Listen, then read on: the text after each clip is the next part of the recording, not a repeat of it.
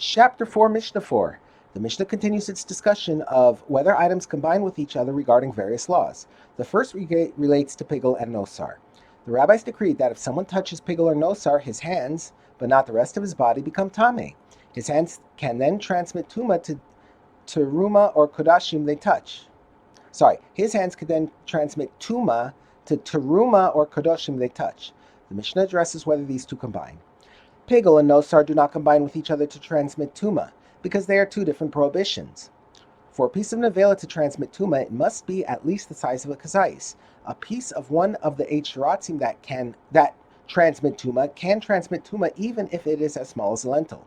The Mishnah addresses whether these two combine.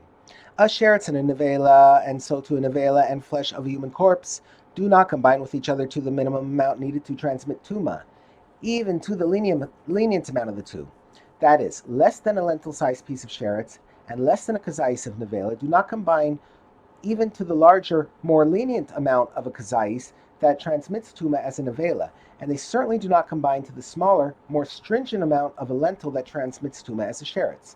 Similarly, a half kazais of nevela does not combine with a half kazais of a corpse, even to transmit tuma for the more lenient length of time, i.e. tuma from which it is possible to become tahor at nightfall. And they certainly do not combine to create tuma for the more stringent length, i.e. tuma that cannot be removed for 7 days. The Mishnah now discusses tameh items that partially combine. There are several levels of tuma. The anava tuma, literally father of tuma, for example, sheretz or nevela, is a source of tuma that can transmit tuma to people, utensils, and food. Generally, tuma can be passed from object to object, but weakens each time it is passed on. Thus, something that comes in contact with an avatuma becomes a rishon of tuma, first degree of received tuma. A rishon can transmit tuma only to a food or beverage, not people or utensils. The food or beverage becomes a sheni of tuma, second degree of received tuma. A sheni can transfer tuma only to teruma and kodoshim, sacrificial items. The teruma or kodashim becomes a shlishi of tuma, third degree of received tuma.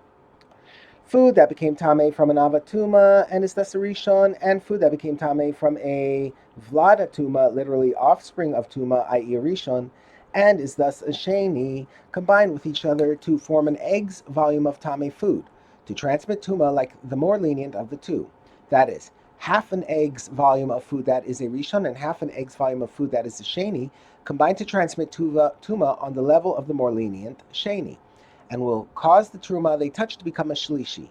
The rishon-sheni combination does not transmit tuma on the level of the more stringent rishon, which can make even ordinary food a sheni.